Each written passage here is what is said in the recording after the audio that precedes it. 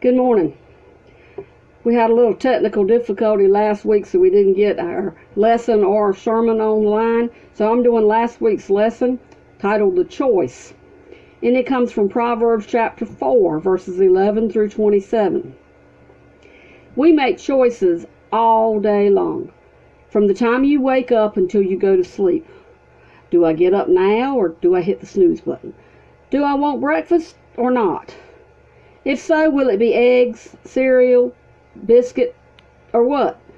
Will I wear the blue shirt or the red one, or maybe the green one? We are constantly making choices. But the most important choice you will ever make is to follow God or reject Him. Solomon reminded the people that to embrace God's wisdom provides a way through life, but to reject God's wisdom is to ensure destruction.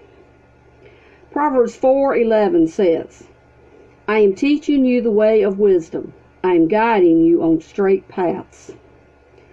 When Solomon taught his son and the other young men in the royal court about the importance of taking the path of wisdom, his instruction had a greater influence than he could ever imagine. Solomon passed along the wisdom for God's people then and now. But of course it was God who inspired and guided the process of collecting and arranging the Proverbs.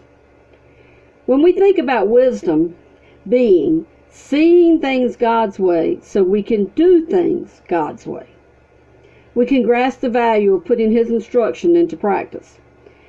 He gives us wisdom, but it's up to us to apply it to the circumstances in our lives. As we put His wisdom to work, we see that His wisdom makes sense.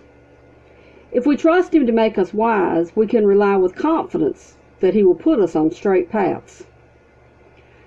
Solomon said life is like a journey, and living well involves getting on the right path.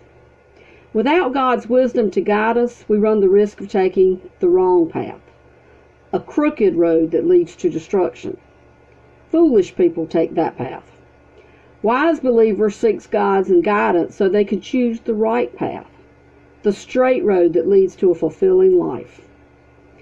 Proverbs 4:12 says, When you walk, your steps will not be hindered. When you run, you will not stumble. When we compare life to a journey, we begin to think about the steps we'll take as we travel. Living for the Lord means turning to Him for wisdom to make the right steps. When we follow His guidance, we can depend on Him to make sure that we will not be hindered as we walk on this path of life. The life path can be blocked by many obstacles that prevent us from going forward. Foolish people run into these obstacles quite frequently because they have chosen the path of pride, power, pleasure, or greed. As Christians, we can also be hindered by these obstacles if we choose to set out on a path without seeking His wisdom. Believers who seek God's wisdom have the assurance that the Lord will show them the stumbling blocks that could hinder them on their journey. As we travel on this journey, our pace will change as we follow God's wisdom. At times we will walk, at other times we will run. When we are running, the pace can be fast and furious. Running increases the risk of stumbling. So godly instruction will prevent us from being tripped up by the circumstances of life. Proverbs 4:13 says, Hold on to instruction. Don't let go. Guard it, for it is your life. If we take our eyes off of God's wisdom on this journey of life, we will fall. Solomon urged us to hold on to God's wisdom with a firm grip. God's wisdom is useless if we never take time to consider it, to listen to it, and to follow it. There are many Bibles in the country that hold a lot of wisdom from God, but unless we put that wisdom in our hearts, we will not be able to use it. We need to guard godly wisdom. Guarding it means keeping it close to us so it won't be taken from us. The predator that will take away God's wisdom from us is not another person, but our own preoccupation with lesser things, or the mistaken idea that we can get by with neglecting to study God's Word. Standing firm in our determination to follow godly instruction comes from our certainty that His wisdom leads to life. Verses 14 and 15 say, Keep off the path of the wicked. Don't proceed on the way of evil ones. Avoid it. Don't travel on. Turn away from it and pass it by. Solomon warned his son to keep off the path of the wicked. Solomon's words of warning should bring us to a sudden halt, just like a stop sign causes us to stop. His warning not to proceed implies that we should not take a single step toward the path of the wicked. He told us to avoid the path, to refuse to go near it. Solomon told us to pass it by, meaning that we are wise when we take a detour around it and go in another direction entirely. If we intentionally steer clear of the path that wicked people follow, we reduce the risk of being lured into a lifestyle we will eventually regret. At first glance, the path taken by foolish people who have rejected godly wisdom may appear to be harmless. In fact, it might even look like fun. That's when we start telling ourselves that we might enjoy taking a few steps on the road. We might even be deceived into believing that we can take a few steps and then exit that path whenever we want. Verses 16 and 7 say, "For they can't sleep unless they have done what is evil. They are robbed of sleep unless they make someone stumble. They eat the bread of wickedness and drink the wine of violence." If we take the road of the wicked and follow the example of evil people, we will eventually find ourselves trapped on that path and unable to exit. The foolish people who take that path can be driven to act in ways that bring harm to others. Solomon said that wickedness could consume a person. Wickedness will keep you up all night. Evil people lie in bed with nothing on their minds except how they can hurt somebody. They won't be able to sleep until they've brought despair, grief, or sorrow to someone else. Causing someone else to stumble or fall brings a kind of wicked satisfaction that allows them to be at peace when they go to bed at night. Then Solomon used a comparison to eating and drinking. Evil people indulge at a lavish banquet table that evil sets for them. They gorge themselves with tasty dishes made with wickedness and violence. They keep on eating and never get tired of it. In fact, they always want more. They hunger for the opportunity to do something wrong, and it drives them to fill their lives with violent behavior. With nothing to hold them back, they throw themselves into a lifestyle of cruelty and crime. Verses 18 and 19 say, "The path of the righteous is like the light of dawn, shining brighter and brighter until midday. But the way of the wicked is like the darkest gloom. They don't know what makes them stumble." There are distinct differences between the path taken by the righteous and the path taken by the wicked. That means that there are also distinct outcomes. People who give themselves to the Lord and follow His instruction can count on a bright future. Solomon used the phrase, "the light of dawn." He had in mind the morning sunshine that announces the arrival of a new day. The longer the sun shines in the sky, the brighter it becomes. By midday, the sunshine is the brightest.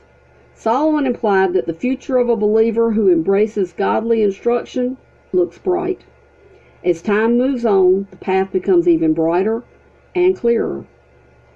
The outcome of the wicked will be anything but bright. Solomon described their future as the darkest of gloom. Darkness covers their way so they cannot see what lies ahead of them. The darkness promises to become more intense the longer they follow the way of evil. Eventually, they will stumble in the darkness, but the gloom will prevent them from seeing what tripped them. They will have no idea why they fell. Verses 20 through 25 say, "My son, pay attention to my words. Listen closely to my sayings. Don't lose sight of them. Keep them within your heart, for they are life to those who find them and health to one's whole body. Guard your heart above all else, for it is the source of life." Solomon again urged his son to pay attention to godly instruction. He didn't want him to allow these sayings to go in one ear and out the other. Taking them seriously would require discipline, and the benefit would be worth every bit of the effort. His son needed to keep the instruction close at hand, because if he allowed it to get out of his sight by neglecting these instructions, he would run the risk of losing them. In order to hold on to them, he needed to place them in his heart. The people of Solomon's day thought of the heart as the center of life itself. So placing wisdom inside a person's heart would supply him with a satisfying life. It could even make a positive difference in a person's physical health. Because the heart matters so much, taking Solomon's instructions seriously would be wise. We should not make our physical health, our finances, or our calendars our highest priority. That would be a mistake. Life doesn't flow from these things. Instead, life comes from the heart. Godly wisdom calls on believers to guard their hearts above all else. Our hearts serve as the physical, emotional, and spiritual source of our lives. It's wise when we discipline ourselves to watch over our hearts. We guard our hearts by being wise about what we allow to be placed there. If we let our hearts be filled with foolish thoughts, we will pay a price in foolish actions. But if we allow God's wisdom to be stored in our hearts, we will reap the reward of a life lived wisely. Verses 24 and 25 say, "Don't let your mouth speak dishonestly, and don't let your lips talk deviously. Let your eyes look forward. Fix your gaze straight ahead." Solomon knew that what is placed in a person's heart shows up in what he or she says. That's why he counseled his son to be disciplined regarding what came out of his mouth. The words that come through his lips would reveal what had been placed in his heart. God's people who nourish his wisdom in their hearts will not be given to dishonest talk. The honesty of our words reflects the purity of our hearts. We also will not use our words deviously. We will not twist our words in an attempt to be misleading. We must understand that controlling our words starts with examining our hearts. We are also challenged to be wise about what we do with our eyes. The call to look forward urges us to move forward with a sense of purpose. If we are aware of God's purpose for our lives, we're able to make wise choices about how we're going to spend our days. God's wisdom sets us on a path that takes us in the right direction, allowing us to do what He considers to be right. A life of purpose can be sidetracked by a multitude of distractions. We must keep our eyes fixed on the path ahead of us. If we fail to keep our gaze straight on God, we will get distracted. If we look at Him, we are able to move ahead in a way that pleases Him and brings fulfillment to us. Verses 26 and 27 say, "Carefully consider the path for your feet, and all your ways will be established. Don't turn to the right or to the left. Keep your feet away from evil." When we think of life as a journey, we must consider the steps that we take with our feet. We must manage our steps carefully. If we follow godly instruction, then we will be eager to discipline ourselves so our feet will step on solid ground.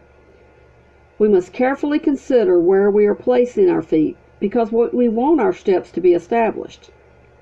We must make certain that we plan properly. We must refuse to be sidetracked by turning to the right or to the left. We must not allow ourselves to get off track by taking the foolish path of evil. We plan our lives in keeping with His purpose. Although Solomon could point his son to the right path, he couldn't make the decision for him regarding which road to take. He could encourage his son to guard his heart, the wellspring of life. He could tell him to plan his steps so that he knew where he was going. These are strong words that we need to follow. We should guard our hearts by filling it with God's wisdom and never take our eyes off of God so that He can direct our steps. Think about Peter when he was walking on the water. He was able to walk as long as he kept his eyes on Jesus. But once he took his eyes off of Jesus, he began to stumble and fall. And that's what happens with us. We should fill our hearts with God's wisdom and never take our eyes off of Him.